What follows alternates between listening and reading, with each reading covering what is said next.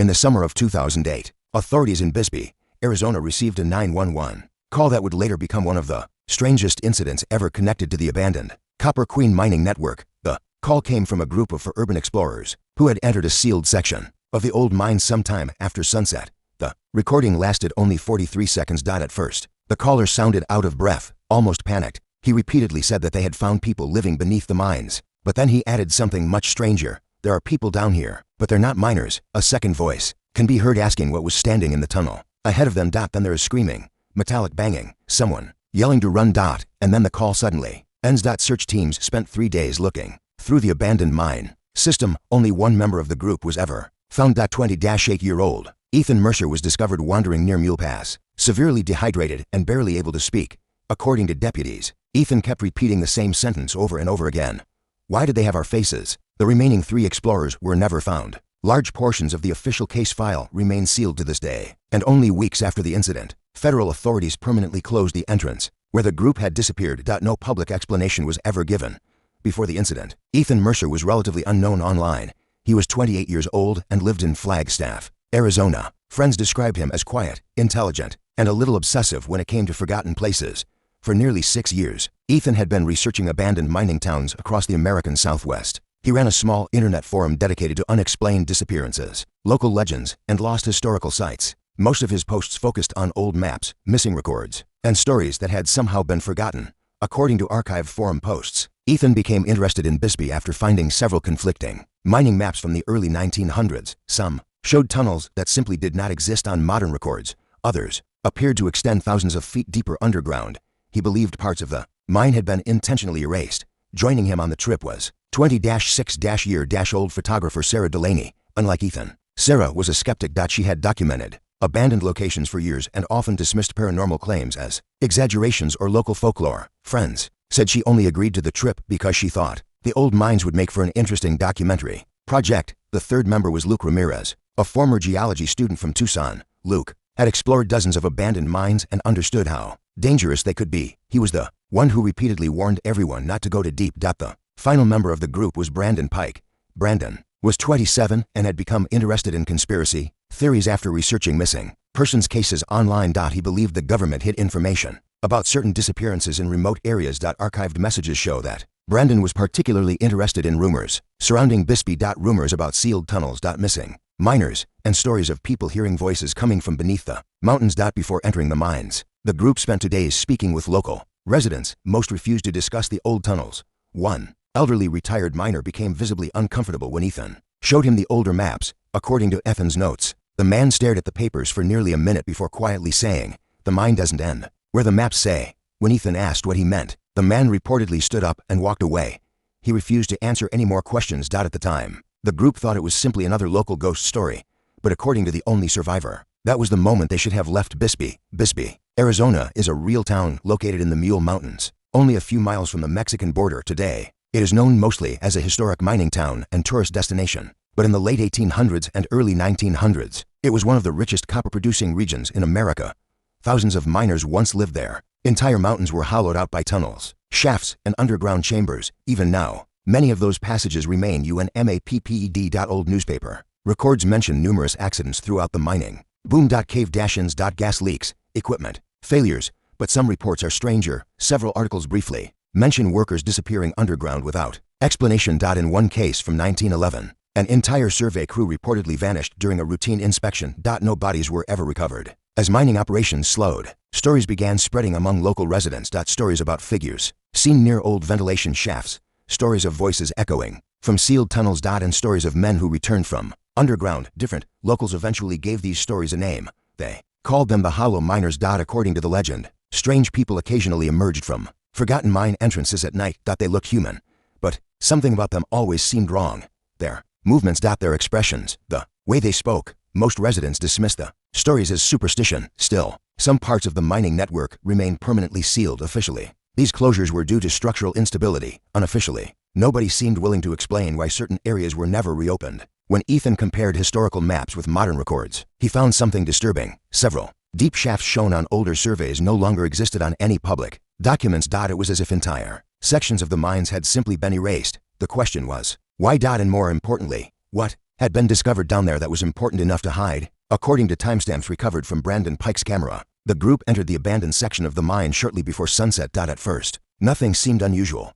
The tunnels were exactly what they expected. Dust. Collapsed support beams, rusting equipment. But after less than an hour underground, they began noticing things that didn't make sense. Luke was the first to point out that several rocks near one of the tunnel entrances appeared to have been moved recently. There were no signs of weathering. No dust buildup. As if someone had passed through only days earlier. A few minutes later, Sarah discovered footprints. Fresh footprints. The prints continued deeper into the mine before suddenly ending against a solid rock wall. No return tracks were visible. Then they heard the knocking. 3 slow metallic impacts somewhere deeper underground. Everyone stopped. A few seconds later, the same knocking sound repeated. Luke suggested it could be old metal shifting in the heat, but according to the recovered footage, the sounds continued at regular intervals, almost like a signal. As they moved farther in, Sarah noticed strange carvings on the tunnel walls. The symbols didn't resemble mining markings. They appeared far older. Some looked almost ceremonial. Nearby, the group found several objects that should not have been there. Modern food wrappers, burned candles, and children's drawings. The drawings showed crude human figures standing beside unusually tall people with distorted faces and long limbs. Nobody could explain who had left them. As night fell outside, the atmosphere inside the mine changed. Several members later claimed they felt as if they were being watched. Then Brandon's camera captured something far down one of the shafts. A pale figure was standing completely still. The group had not noticed it at the time, but when they reviewed the footage later, everyone became quiet because the figure appeared to resemble Ethan. The problem was Ethan had been standing beside the camera when the footage was recorded. Most people would have left at that point, but according to messages recovered from Brandon's camera, the group believed they had stumbled onto evidence of squatters or an unknown group living beneath the mines. Ethan, in particular, became convinced that they had discovered one of the forgotten tunnel systems shown on the older maps. Against Luke's advice, they continued deeper. Nearly an hour later, they found something that should not have existed. Hidden behind a partially collapsed wall was an old industrial elevator shaft. None of the public maps mentioned it. Even stranger, the elevator still had power. A single dim light glowed above the controls. Luke reportedly became nervous immediately. He later stated that the machinery looked far older than the rest of the mining equipment around it. After several minutes of arguing, they decided to descend. The deeper they went, the stranger the tunnels became. The rock formations changed. The support structures disappeared. Some sections no longer looked man-made. It was as if the mines had broken into something much older. Scattered throughout the tunnels were personal belongings, old lanterns, rusted helmets, hundreds of abandoned boots, but no bodies. Then Ethan discovered a damaged journal dated 1911. Several pages were unreadable, but some entries remained. One line simply read, "People below us." Another entry stated, "3 men came back this morning. They looked like our workers, but something was wrong." Further down the page, someone had written, "They imitate voices." Nobody said much after reading that. Eventually, the group came across what appeared to be an old underground camp. Collapsed tents were scattered around the area. There were medical supplies, generators, and several military crates from the 1960s. Any identifying markings had been scratched away. Brandon immediately began talking about government experiments. At first, everyone laughed. Then they heard their own voices. Somewhere in the darkness ahead, they could hear echoes of conversations they had just had. At first it seemed normal, until the responses changed. When Sarah said, "I think we should leave," another voice repeated the sentence a few seconds later, except it ended differently. "I think we should stay." Nobody moved. Then Ethan heard his own voice coming from deeper in the tunnels, quietly saying, "Come down here." According to the recovered recordings, nobody spoke for nearly 2 minutes after that, because every single person in the group had heard it, and Ethan had never said those words. Eventually, the group decided to follow one of the side tunnels, branching away from the camp. The passage narrowed for several hundred feet before opening into a hidden chamber. What they found inside would later become one of the most disturbing details in the entire case. The room appeared to have been used by multiple people over many decades. The walls were covered with photographs, hundreds of them. Some were black and white, others were much newer. There were missing person posters dating back to the 1940s. Old police reports, drivers' licenses, children's toys, personal belongings from people who had disappeared all across Arizona. But the photographs were the worst part. Many of them showed ordinary people standing beside someone who looked exactly like them. The copies were not perfect. Something always seemed slightly wrong. A smile that looked forced, eyes that seemed too large, limbs that appeared too long.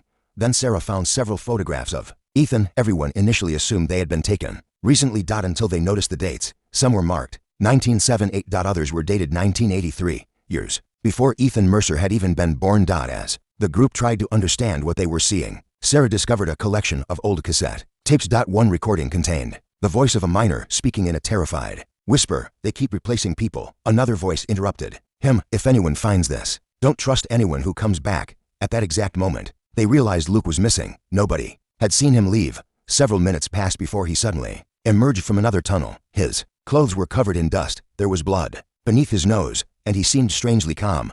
He claimed he had become lost, but according to Brandon's footage, Luke never explained where he had gone. More importantly, nobody could determine how long he had actually been missing. Because every watch in the group had stopped at exactly the same time. According to Ethan's later testimony, this was the point where panic slowly began turning into disbelief. The group no longer believed they were dealing with squatters or an abandoned government site. Something else was down there, and it had been there for a very long time. Not long after Luke returned, they noticed a faint light coming from a tunnel farther below. Against their better judgment, they followed it. The passage eventually opened into an enormous underground cavern. The ceiling disappeared into darkness. At first, they thought they had discovered another abandoned mining settlement. There were structures in the distance. Fires. Movement. People. Dozens of them. The figures stood silently, watching. For several seconds, nobody spoke. Then Brandon raised his camera. That was when they realized something was wrong. The people were not moving naturally. Their movements seemed delayed. As if they were copying behavior they did not fully understand. Some had unusually long arms. Others had faces that appeared slightly stretched. A few stood completely still, smiling. Then one of them stepped forward. It spoke using the voice of an old miner from the recordings. Another answered using Sarah's voice. Then another used Brandon's. According to Ethan, hearing their own voices coming from strangers was one of the most terrifying experiences of his life. Then one of the figures walked into the light. It had Ethan's face, not something similar. Not a resemblance. It looked exactly like him. The only difference was its expression. It smiled too widely. Its eyes never blinked. More figures emerged from the darkness. One resembled Sarah. Another looked partially like Brandon. Some appeared unfinished, as if they were still learning how humans were supposed to look. Ancient symbols covered the cavern walls. The same symbols Sarah had photographed earlier, only now there were thousands of them. Ethan later claimed the symbols appeared much older than the mines themselves. It suddenly became horrifyingly clear. The miners had never built this place. They had uncovered it, and whatever was living beneath Bisbee had likely been there long before the first tunnel was ever dug. Then, the creature wearing Ethan's face quietly asked a question. "Why did you come back?" None of them had ever been there before. At least, that's what they believed. Nobody knows exactly what happened next. The recovered footage becomes fragmented at this point, and Ethan's statements changed several times during later interviews. But all versions of his story begin the same way. Everyone started running. The figures did not immediately chase them. Instead, they simply watched. Some smiled. Others repeated phrases the group had spoken earlier. As Ethan and the others fled through the tunnels, they realized something even more disturbing. The mine no longer matched their maps. Passages that had existed minutes earlier were gone. New tunnels had appeared where solid rock should have been. Several routes looped back on themselves. It was as if the entire underground system was changing. Then Luke suddenly stopped. According to Ethan, Luke turned around and calmly said, "They don't want us to leave." Before anyone could respond, he grabbed Brandon and shoved him to the ground. A struggle followed. Brandon screamed for help. Ethan later claimed Luke's face looked different. Not physically different, just wrong, like he was pretending to be himself. During the confusion, Brandon disappeared. No one saw where he went. Then they heard him. His voice echoed through the tunnels. "Guys, over here." Sarah tried to follow it. Then another Brandon called out from a different direction. Then another. Soon, his voice was coming from everywhere. Some were begging for help. Others were laughing. As they ran, Ethan and Sarah briefly looked into one of the deeper chambers. What they saw there would haunt Ethan for the rest of his life. Dark pools covered the cavern floor. Inside them were shapes, human shapes. Bodies that appeared to be forming. Faces slowly emerging from the black liquid. Some resembled miners. Others resembled people from the photographs. One looked exactly like Sarah. Another looked exactly like Ethan. The copies were still moving, still changing, still becoming. Eventually, Ethan and Sarah reached the elevator shaft. Neither of them remembered seeing Luke again. The elevator somehow still worked, and by sunrise, they had escaped the mine. At least, that is what Ethan believed. Because only a few hours later, Sarah disappeared from the motel where they were staying. Security footage showed her calmly leaving the building. Shortly after midnight, walking beside her was a man who looked exactly like Ethan Mercer. The real Ethan was asleep in another room at the time, or at least, he claimed he was. By the morning of August 14, 2008, local authorities had launched a large-scale search operation. Deputies, volunteers, and mine rescue personnel entered the abandoned sections of the Copper Queen network looking for the missing explorers. According to official reports, they found almost nothing. No hidden settlement. No underground camp. No photographs. No evidence that anyone had been living beneath the mines. Even the elevator shaft described by Ethan could not be located. The The only things recovered were a damaged flashlight and portions of Brandon Pike's camera equipment. Within 48 hours, several federal agents arrived in Bisbee. Their involvement raised immediate questions. Missing persons cases in remote areas rarely attracted that level of attention so quickly. Witness statements were collected and portions of the search records were sealed. The official explanation eventually released to the public was simple. The group had entered unstable tunnels, become disoriented, and suffered from dehydration and hallucinations. But several details did not fit that explanation. During psychological evaluations, Ethan repeatedly described locations beneath the mine that did not appear on any public records. He also mentioned names of miners who had disappeared in the early 1900s, names that investigators later confirmed were real. There was another problem. According to one report leaked years later, Ethan's fingerprints showed minor inconsistencies when compared with older employment records and identification files. The differences were small, but they were enough to concern investigators. Even stranger were references found inside internal government documents. Several pages reportedly mentioned something called Project Deep Lantern. Another document contained the phrase, human mimicry phenomenon. Shortly after these records were discovered, they disappeared. Officials denied they had ever existed, and only weeks later, the entrance used by the explorers was permanently sealed by federal order. No reason was ever publicly given. For several years, the Bisbee incident slowly faded from public attention. Then, in 2017, an independent journalist named Rebecca Vance reopened the case. She became interested after obtaining copies of old newspaper articles mentioning unexplained disappearances in Arizona mining towns. The deeper she looked, the stranger the pattern became. Similar cases appeared in Nevada. In parts of Utah, even in cave systems throughout Appalachia. Different locations. Different decades, but the details were often the same. People disappeared underground. Some returned acting strangely. Others were reportedly seen twice. Rebecca also discovered native legends describing beings that lived beneath the earth. Creatures that copied human appearance and lured people into caves using familiar voices. Eventually, she tracked down a retired federal agent who agreed to speak anonymously. According to his testimony, the government had become aware of these entities sometime during the 1950s. Several remote mining communities had allegedly been quietly evacuated. After a series of unexplained incidents, secret programs were established to study what officials referred to as adaptive subterranean intelligences. Attempts were reportedly made to communicate with them. The results were classified. Before ending the interview, the former agent made one final statement, a statement that would later become infamous online. "We never confirmed how many existed underground." He then paused, "and we never confirmed how many made it to the surface." Rebecca's investigation led her back to Ethan Mercer. After comparing old recordings and interviews, she noticed subtle differences. Small things. Memories that no longer matched earlier statements. Changes in speech patterns. Different habits. Even his family reportedly claimed that he seemed different. Not dramatically different, just not entirely like the man who disappeared in 2008. Rebecca planned to publish her findings, but she never did. On March 3, 2018, she vanished while traveling through northern Arizona. Her vehicle was later discovered abandoned. Inside was her recorder. The final audio file contained only 17 seconds of sound, a series of metallic knocking noises, and a voice that sounded exactly like Ethan Mercer quietly saying, "You shouldn't have come back." Officially, the case remains unsolved. Brandon Pike, Sarah Delaney, and Luke Ramirez are still listed as missing. No bodies were ever recovered. No charges were ever filed, and the federal government has never commented on its involvement in the incident. But the story did not end in 2008. Over the years, hikers and local residents have continued reporting strange sounds coming from abandoned mine entrances around Bisbee. Most describe hearing distant metallic knocking. Others claim they heard people calling their names from inside sealed tunnels.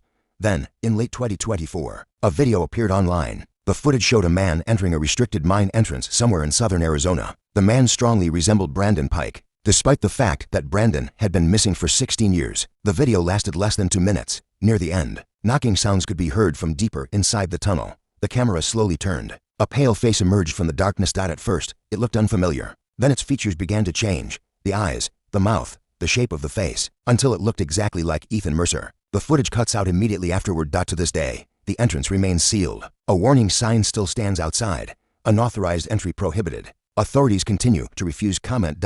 And perhaps the most disturbing question remains unanswered. If something really was living beneath the copper mines of Bisbee, how many of them are still down there, and how many are no longer underground?